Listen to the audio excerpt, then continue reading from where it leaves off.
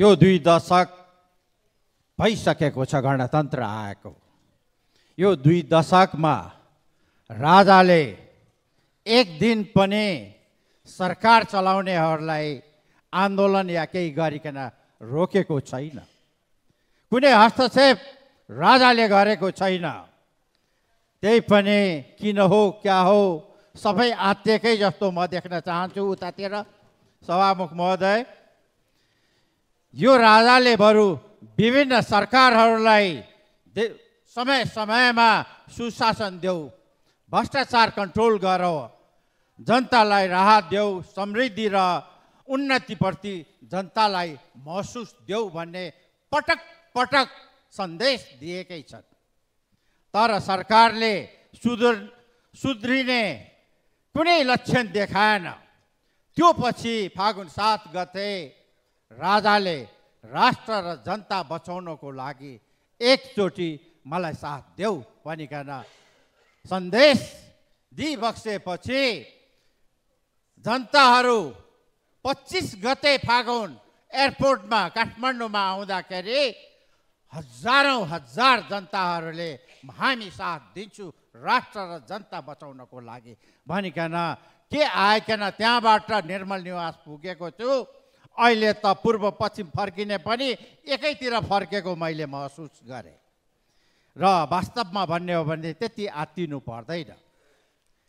तपाईहरूको जुन अहिले केही छैन ऊ छ भनिकन अनेक कुराहरू अहिले भर्खर मतिर फर्केर पनि धेरै मान्यज्यूहरूले भन्नुभयो नआत्तिनुस्, यो देश तपाईँ हामीले नै मिलेर बनाउने हो। तर जब यो देशमा गणतन्त्र ल्याएको तपाईहरूले नै हो, हामीले होइन।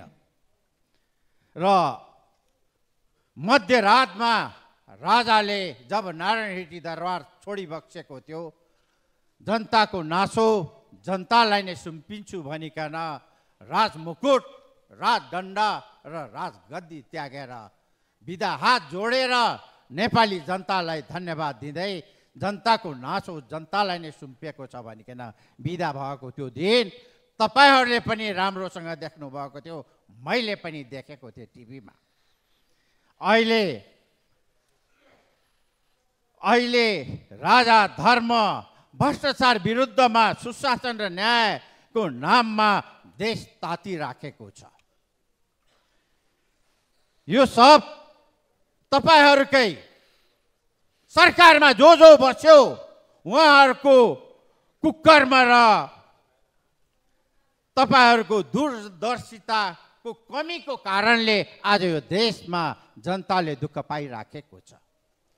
म यो भन्न चाहन्छु, सरकार खाली छन र खनमा मात्र ध्यान नदियोस्। सरकार यो देशमा सुशासन र योजना ल्याउनु पर्छ। सरकारले तपाईले बोल्दाखेरि त मैले केही पनि भनेको छैन। मान्य के को नियम आपत्ति के अन्तर्गत एकैछिन केमा बोल्न खोज्नु भएको छ?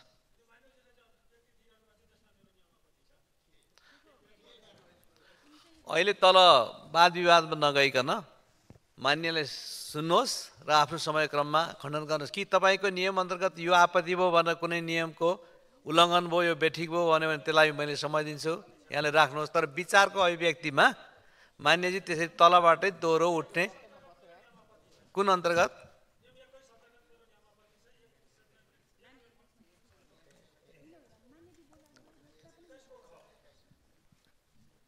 माननीय सदस्य रामकृष्ण यादवले जुन नियमावली अन्तर्गत आपत्ति गर्न खोज्नु भएको छ त्यो अभिव्यक्ति दिइरहनु भएको मान्यज्यूको विचार होइन, अभिव्यक्तिमा त्यो यहाँलाई बोल्न दिनुपर्ने र उहाँलाई बोल्न नदिनुपर्ने वा आपत्तिलाई सुन्नुपर्ने देखिएन। त्यस कारणले मान्य रामकृष्ण यादव बस्नुहोस् र धन्यवाद मान्य सभामुखज्यू। अब यहाँ धेरै साथीहरूले भन्ने गरेका थिइन् राजाको पालीमा के ल्यायो त जनताले। वास्तवमा भन्ने हो भनेदेखि तपाईँ हामी जुन यो हलमा बसिराखेको छौँ, राजा वीरेन्द्रको पालीमा चाइना भिजिट गर्दाखेरि यो सभा हल यो अन्तर्राष्ट्रिय लेभलको चाहियो भनिकन राजाले मागेको हो। हिजो भर्खर चाइना जाँदाखेरि हाम्रा प्रधानमन्त्रीज्यूले के मागे? आफ्नो क्षेत्रमा एउटा स्टेडियम सभा हल मागे। अर्कोले आफ्नो उतातिर बैतडीतिर रङ्गशाला मागे।